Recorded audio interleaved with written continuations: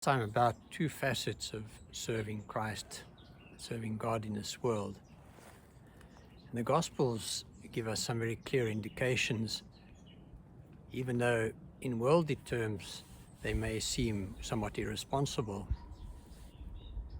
For example, when Jesus sends the apostles out to preach the gospel for the first time, he tells them about not taking anything extra with them.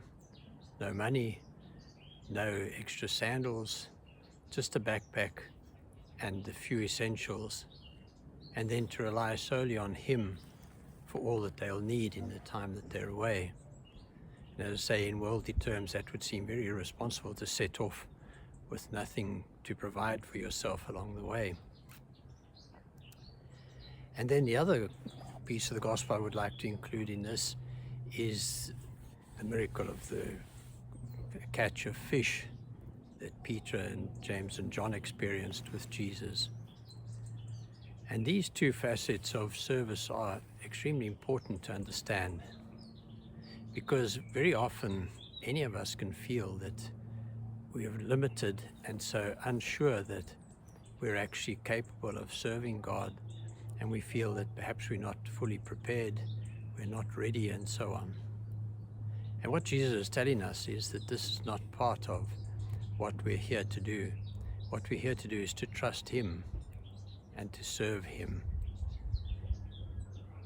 As he says in another passage, the Holy Spirit will tell us what to say at the right time. It seems that we're not really capable of knowing always what the right words are, and we're not always the person chosen to make this difference in someone else's lives. But very unexpectedly, we can be the person chosen to make the difference in someone's lives, even if those near to them are people who appear to be close to God, and that you would expect that they would have been called to God by those people who are near them. However, it's often our nearest and dearest who have the most difficulty of finding their way to God through us.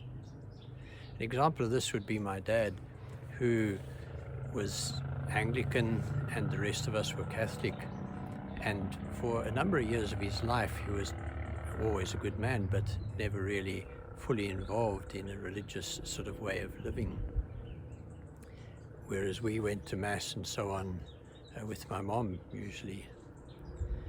But he reached a certain stage in his life, and his job was going around servicing air compressors at the various mining towns in South Africa. And he traveled with a black man, and the two of them spent a lot of hours together in a van going around servicing all these machines. And this man was in theory illiterate, but a really good man as well. And he was a bit older than my dad, and when he was going on retirement, he looked at my dad and he said to him, "You're a good man, and the next time I see you, we'll be up there." And this got through to my dad and started him on his journey of drawing closer to God. And so, as I say, we never know who we're here to reach. And this is why it's important that we don't try to pre-prepare what we're going to say to anyone and everyone we meet. If we rely on the Holy Spirit, rely on God working through us, he will reach the people that he needs to reach or wants to reach through us. And the more we're open to that, the more possible it is for him to do so. Also, along our way, we let so many things get in our way. And this is where the second reading comes in, because I'm sure many of you will have had the experience of, if you go and try and tell an artisan how to do his job, especially if you're not from that sector, you usually get rebutted pretty quickly, and they're not very keen to take your advice. And so this miracle of the great catch of fish that we hear about in the gospel is remarkable, because here are these fishermen who had been out the whole night, unsuccessful, came back having caught nothing, and obviously tired from the night's work. And they were busy setting up so that they could leave everything and have it ready for the next time they went out. And along comes Jesus, and being a carpenter, says to them, would you set off just a little bit from the shore so that I can speak to the people from there? Now, anyone who knows about managing boats knows that setting off a little bit afloat and keeping the boat in a certain position is not as easy as it may seem. But they do so. They go a little bit offshore and let Jesus preach from their boat.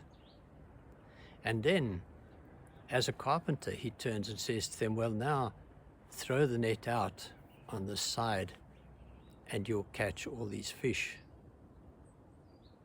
And Peter says, we worked the whole night without catching anything, but because you say so, I will let out the nets.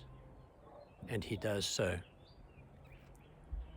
And here we see that when God gives us a task to do, even if it doesn't seem to be what's needed or doesn't seem to be the right thing to do at the time in our terms, if we trust him, we too can produce an abundant harvest for him.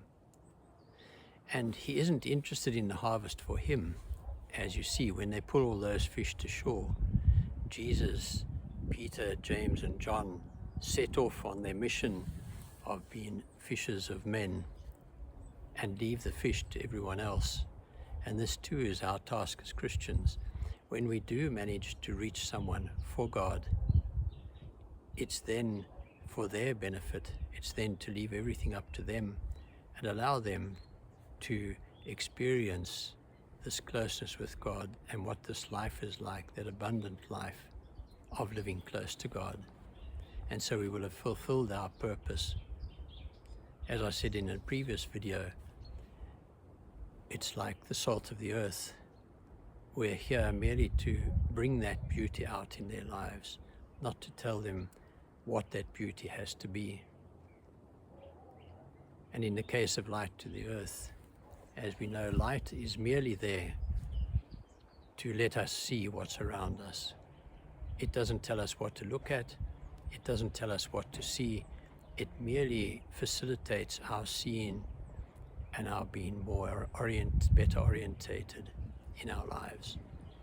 And this is what we hope to do in our Christianity, in our Christian service to those we love and those we meet along the way. And so this is my prayer for all of you and for myself, that we may always be open to God's promptings, that we may leave ourselves open so that he may speak his word through us to those who need it when they need it, and that in doing so we may be of true service to them and may bring added beauty to their lives. And may God bless you. Thank you.